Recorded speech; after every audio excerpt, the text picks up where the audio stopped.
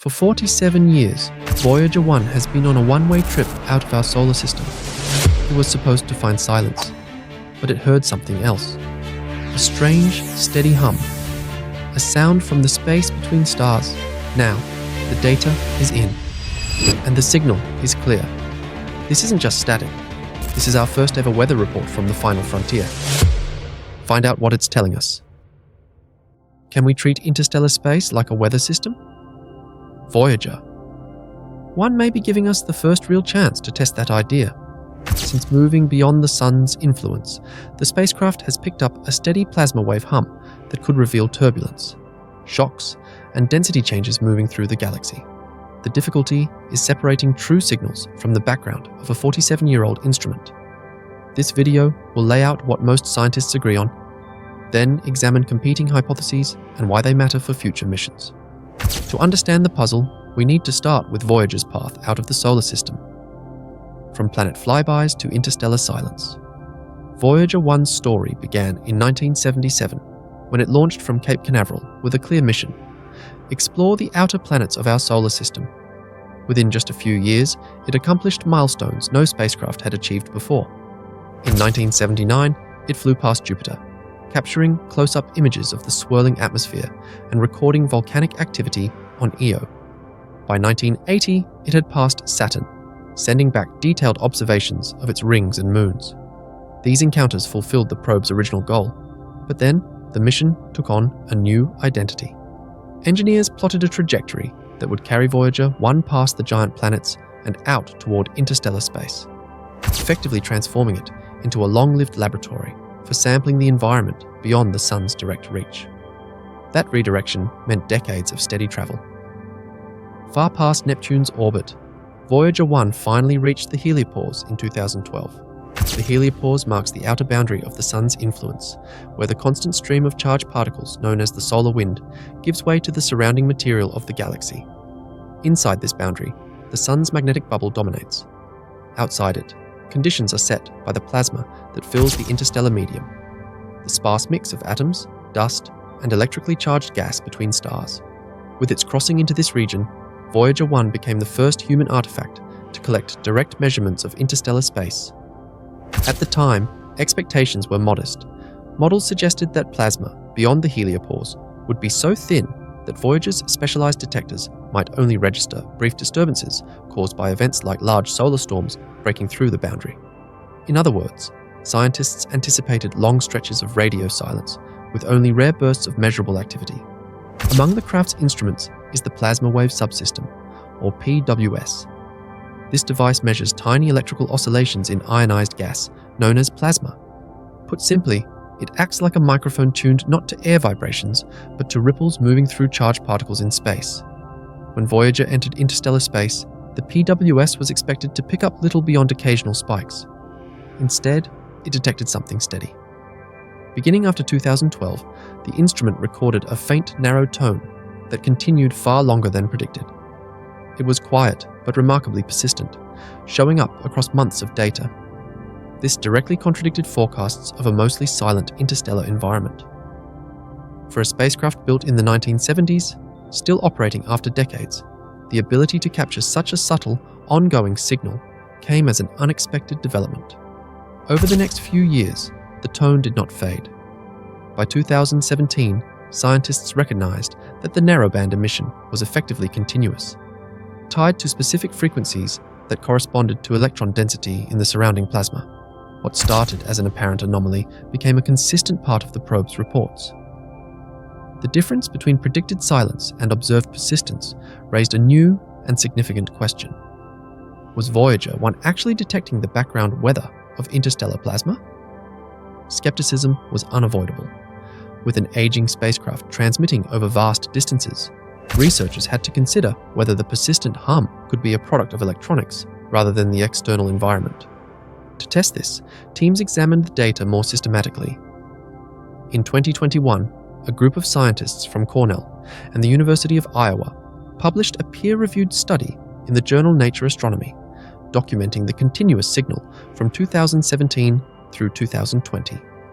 This formal analysis confirmed that the hum was not a brief episode, but a steady and repeated feature in Voyager 1's measurements. That paper sharpened the puzzle. If the tone reflected real plasma conditions, then Voyager was offering the first direct, long-term measurement of a constant background in interstellar space. If instead the source was internal, it would mean the spacecraft itself was producing the sound. Untangling these two possibilities became essential, because one pointed to genuine properties of the galaxy beyond the sun's reach, and the other to limitations of old hardware. By the end of this stage, scientists had strong evidence of a continuous signal, but uncertainty remained over precisely what it represented. That uncertainty frames the next step, considering what the sound itself might tell us if it does originate from the space between stars. The strange hum, measuring density between stars. The consensus view among researchers is that the narrow, steady tone Voyager 1 has recorded measures the density of electrons in interstellar plasma. Plasma is ionized gas, atoms stripped of electrons, that fills the space between stars. The plasma wave subsystem detects vibrations in that charged gas, and the frequency of those vibrations shifts in predictable ways as electron density changes. In effect, the spacecraft can listen to the crowding of particles around it, turning a faint hum into a tool for mapping the structure of the interstellar medium. In plain terms, higher electron density means the plasma is more crowded. Lower density means it is thinner. Tracking those differences shows whether Voyager is moving through calm regions or more turbulent ones. The data reveal spikes in density that look like weak shock waves, disturbances rippling across huge distances. Some spikes may also signal broad turbulence, echoing the way weather fronts move and collide in Earth's atmosphere. This picture is striking because such changes happen across scales of millions of kilometers, vast regions that no observatory from Earth can probe directly. The shifts matter because they turn Voyager into the first instrument to measure the texture of plasma on astronomical unit scales, the kind of distances equal to the span between Earth and the Sun. That is beyond any laboratory test or remote telescope observation. The spacecraft's recordings give researchers a reference for how our solar system connects to its galactic surroundings. Each small swing in the hum strengthens models of where cosmic rays travel, how magnetic fields drape across interstellar space, and even how the heliosphere, the sun's protective bubble, is shaped by outside forces. Such results demand careful proof that the signal truly comes from space and not from Voyager itself. To check, researchers compare changes in the plasma wave subsystem with Voyager's other instruments. The magnetometer, called MAG, tracks magnetic fields near the craft. The Low Energy Charged Particle Instrument, or LECP, records variations in the flux of incoming particles. When the plasma wave tone shifts, MAG and LECP independently show changes at the same times. This cross-instrument agreement boosts confidence that the narrowband emission reflects the environment around Voyager rather than noise from its aging systems. Together, these lines of evidence have shaped a strong consensus. The steady hum is a measurement of real plasma density beyond the heliopause. Voyager 1 has become, in practice, a working sensor of local galactic weather. Its data suggests that the interstellar medium is not featureless silence, but a dynamic environment marked by density waves and turbulence over staggering distances. Still, consensus in science is never the end of discussion. While most researchers accept the plasma density explanation, some caution that alternative hypotheses deserve attention.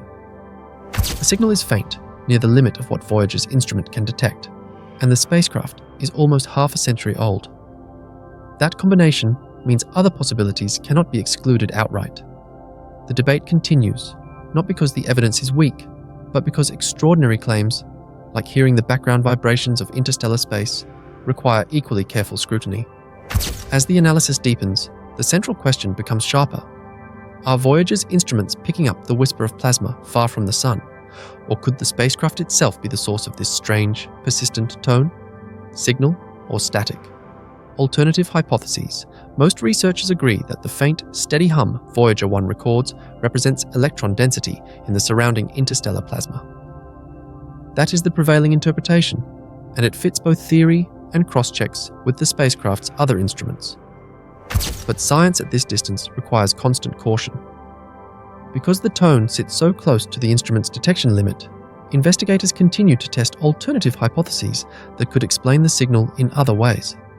One working hypothesis proposes thermally excited oscillations, In this scenario, electrons in the hot plasma move randomly, creating weak fluctuations across a wide range of frequencies. Some of those fluctuations could, by chance, resemble the kind of stable, narrowband tone that Voyager detects. The second working hypothesis is quasi-thermal noise.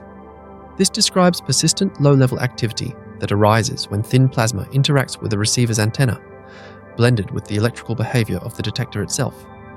In plain terms, the instrument could generate its own hum, much like an old radio set, picking up faint background static even in the absence of a broadcast.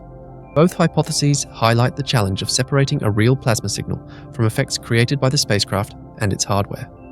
Evaluating these alternatives requires close comparison. The narrowband tone does not remain fixed, but drifts in frequency over time, matching predictions for changes in electron density as Voyager moves through different regions of space. That pattern is difficult to explain if the sound came only from the spacecraft. Independent instruments add weight.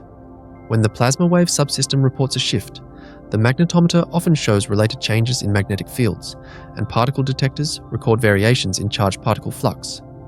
This type of alignment would be unlikely if the cause were just internal noise. Still, because there is no second spacecraft in the same place to provide an external reference, every check has to be made carefully to avoid overconfidence. This balance of consensus and caution shaped the way scientists responded to Voyager 1's technical difficulties in 2023 and 2024. In November 2023, the craft developed a serious problem. Its telemetry subsystem stopped returning useful data. Commands from Earth reached the spacecraft, but the responses carried no clear information about instrument status. After investigation, engineers traced the issue to corrupted memory within the probe's flight data system. Months of careful analysis led to a software workaround. In late April 2024, Voyager finally returned a clean health and status signal. By June, all 4 science instruments, including the plasma wave subsystem, were back online. The recovery was more than an engineering success story. Restoring PWS operations allowed researchers to confirm that its behavior matched expectations and remained consistent with readings from the magnetometer and particle detectors. This revalidation strengthened the consensus that the hum truly reflects the state of interstellar plasma and is not an artifact of Voyager's worn electronics. It also underscored how continued monitoring is essential when the entire debate hinges on the reliability of a single spacecraft. The broader lesson is that interpreting faint data from the edge of the solar system requires sustained rigor. Each step, comparing hypotheses, cross-checking instruments, and re-establishing telemetry, helps narrow the uncertainty around Voyager's signal. The cautious consensus remains that the spacecraft is measuring real conditions in the local interstellar medium: density variations, slow drifts, and possible turbulence. Yet the openness to alternative hypotheses ensures that confidence is earned through steady evidence, not assumption. With this groundwork in place, the focus can now shift. Beyond the question of whether the signal is real lies a more forward-looking issue. What practical lessons can a faint tone recorded billions of miles away offer for the future design of interstellar missions? Why these signals matter for the future. If the hum really tracks electron density, it gives us the first in situ measurements of turbulence in interstellar space on scales of an astronomical unit, the distance between Earth and the Sun, about 150 million kilometers. Voyager 1 shows that electron density shifts measurably over those vast lengths, meaning the interstellar medium is not smooth but structured. That discovery reframes interstellar space as a physical environment that can now be studied directly, not just inferred from models. The most immediate impact lies in how scientists describe the heliosphere, the bubble blown by the solar wind that defines the Sun's protective reach. Voyager's density readings outside the Heliopause refine competing models of the heliosphere's overall shape. Some predict a roughly spherical boundary, others suggest a long comet-like tail stretching downstream. Each narrow shift in the hum adds data to judge which description is closer to reality. Pinning down this shape matters because it sets the pattern of how the Sun interacts with the galaxy around it. Those boundaries directly influence cosmic radiation levels reaching the inner solar system. Galactic cosmic rays, high-energy particles originating far outside our galaxy, pose risks to spacecraft electronics and human health. If the heliosphere offers strong shielding, fewer rays penetrate inward. If it is thinner or asymmetric, radiation could leak in unevenly. Voyager's plasma measurements help constrain those possibilities. By showing how much background density varies outside the Sun's bubble, the probe narrows estimates of how porous this boundary might be and how much protection it can give. The same data flow into practical engineering choices. Knowing whether turbulence continues across astronomical unit scales affects how designers plan shielding for future probes. If density shifts produce fluctuating cosmic ray flux, spacecraft instruments will need tougher protection. If calmer patches dominate instead, lighter hardware may survive with less cost. In this way, the hum gives the first empirical test case for interstellar environmental models, offering guidance no other operational spacecraft can provide at present. These insights matter for mission concepts already on drawing boards. Studies for possible interstellar probes in the coming decades depend on Voyager's reports to estimate likely conditions. The so-called interstellar probe concept, for example, is a planning effort that would carry instruments far beyond the Heliopause to map the galaxy's nearby environment in detail. Its designers use Voyager's data cautiously, not to finalize designs, but to set rough ranges of what instruments might face. With no other reference point available, Voyager 1's plasma tone is the only long-running indicator of what lies ahead. One finding from that tone stands out: turbulence stretching across millions of kilometers. On the scale of an astronomical unit, Voyager records detectable changes in electron density. In simple terms, this suggests that the medium between stars varies over distances as large as Earth's orbit, with denser and thinner regions drifting past like slow weather fronts.